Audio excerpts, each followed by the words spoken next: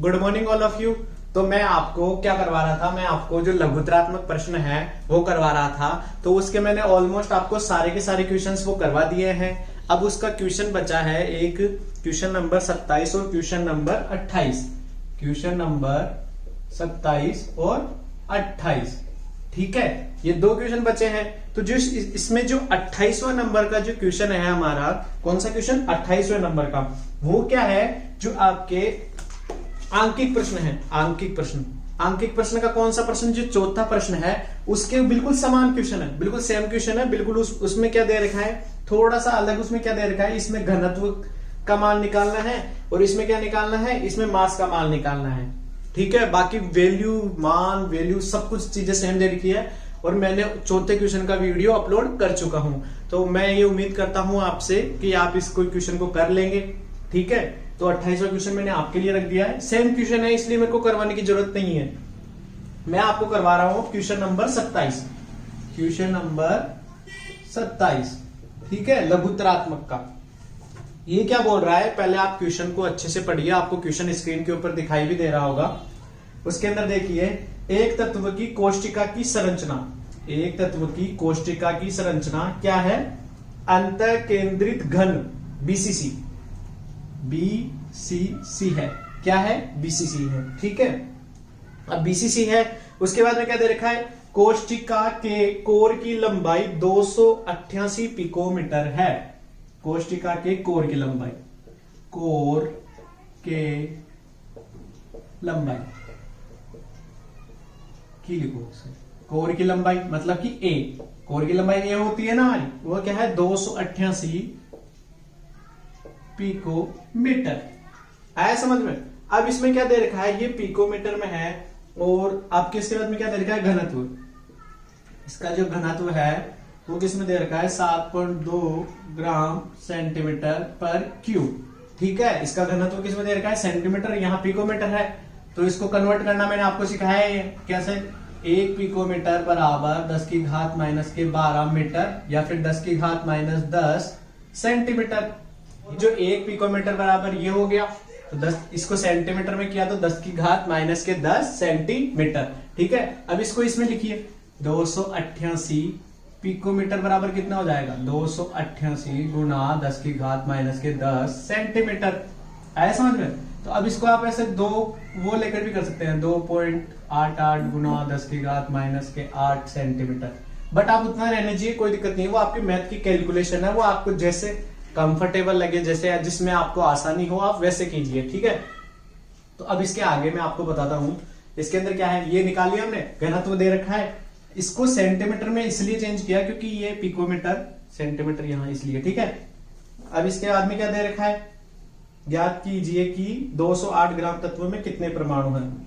ज्ञात की 208 ग्राम में कितने परमाणु हैं, होंगे, ठीक है, ये हमको निकालना है। अब कैसे निकालेंगे, आपको क्वेश्चन समझ में आया। देखो इसमें क्या है, जो हमारे कोर की लंबाई ए बराबर क्या दे रखी है, 288 पिकोमीटर, और 1 पिकोमीटर बराबर होता है 10 की घात माइनस के 12 मीटर। वो उसको कन्वर्ट किया सेंटीमीटर में। सेंटीमीटर में क्यों कन्वर्ट किया, क्योंकि यहाँ 7.2 ग्राम सेंटीमीटर पर क्यूब, ठीक है। तो यहाँ सेंटीमीटर में दे रखा है इसलिए उसको सेंटीमीटर में कन्वर्ट कर दिया। इसको आप नॉर्मली ये भी रहने दीजिए, कोई दिक्कत नहीं है, या इसमें कर लीजिए। तो अब हमारे को बोला है 208 ग्राम में कितने परमाणु होंगे, 208 ग्राम में कितने परमाणु होंगे।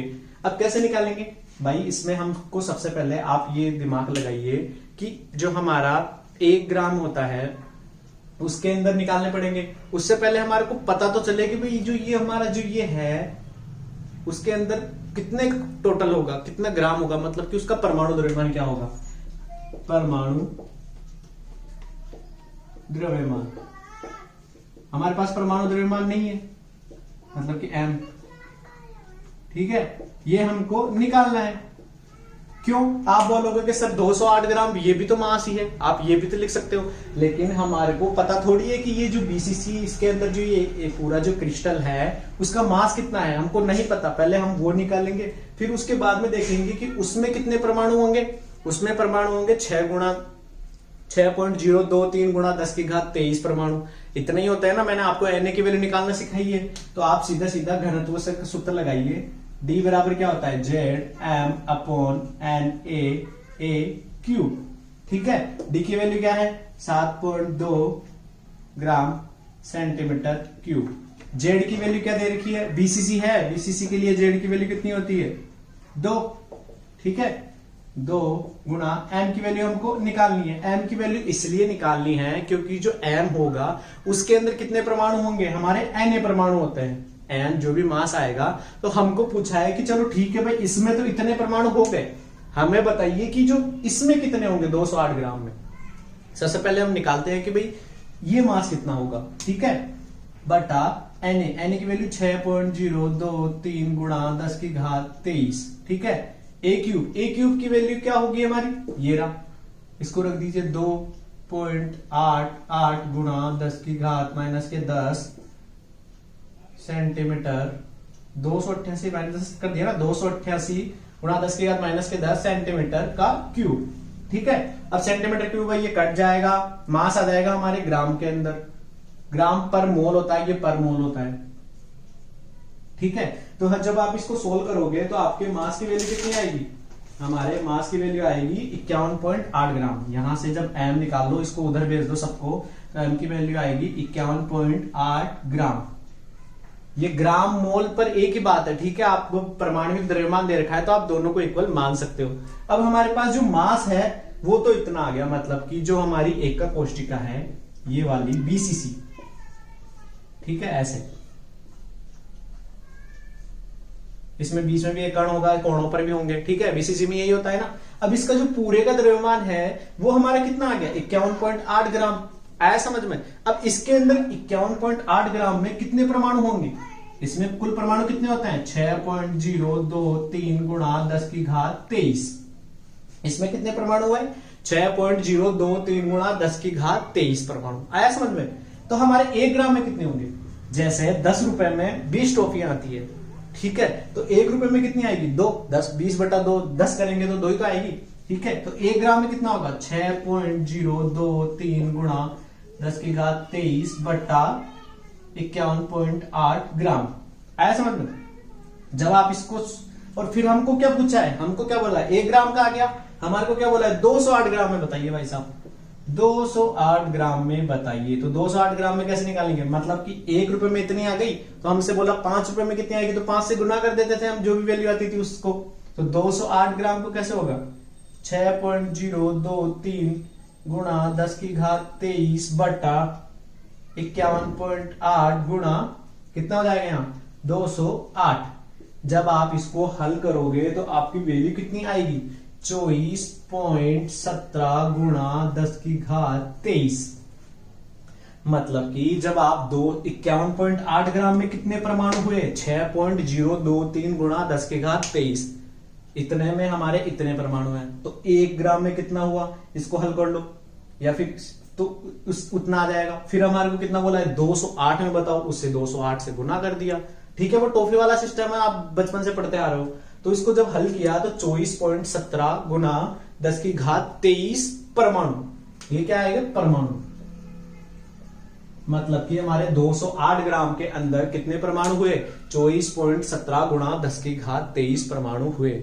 अब आपको पूरा सवाल बिल्कुल आसान है, बस इसमें समझने की जो चीज थी हमारी वो क्या थी कि भाई हमारा जो 208 ग्राम है तो हमने इसको ग्राम में क्यों नहीं लिया, क्योंकि इसके अंदर कितने परमाणु होते, अगर आप यही रख देते तो फिर तो आपका कोई मतलब नहीं था, सब सारी की सारी वैल्यू दी हुई है, आया समझ में।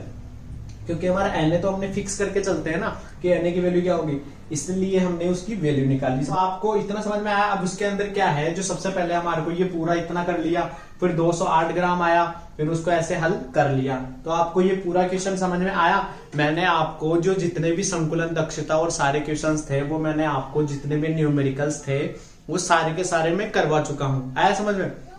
अब उन सबको अच्छे से समझिए, सारे क्वेश्चंस की पहले वीडियो देखिए। मैं आपको बोल रहा हूं कि आप सबसे पहले वीडियोस देखिए, आपको ऐसे नोट्स और ऐसे क्वेश्चंस जिस तरीके से मैंने करवाए हैं वो आपको बहुत रेयरली मिलेंगे, क्योंकि मैंने बहुत थोड़ा पैटर्न भी मेरा अलग है, आपको थोड़ा समझने का तरीका भी थोड़ा अलग लगेगा कि भाई सर थोड़ा अलग तरीके से समझाते हैं। बट आपको जब उनको अच्छे से आप एक बार वीडियो देख के जब आप नोट्स पढ़ोगे तो आपको बिल्कुल अच्छे से समझ में आ जाएगा, क्योंकि वो नोट्स मैंने खुद ने लिखे हैं और आपके बिल्कुल सिलेबस से बिल्कुल A to Z मैंने सारी चीजें एक एक लाइन को ध्यान रखकर बनाया है। वो आया समझ में?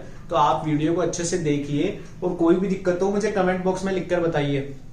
बहुत सारे बच्चे मुझे कमेंट में लिखकर बताते भी सर वीडियो ऐसा वैसा जो भी है, मेरे को अच्छा लगता है कि आप चलो कम से कम बताते तो हैं, देखते तो हैं, ठीक है।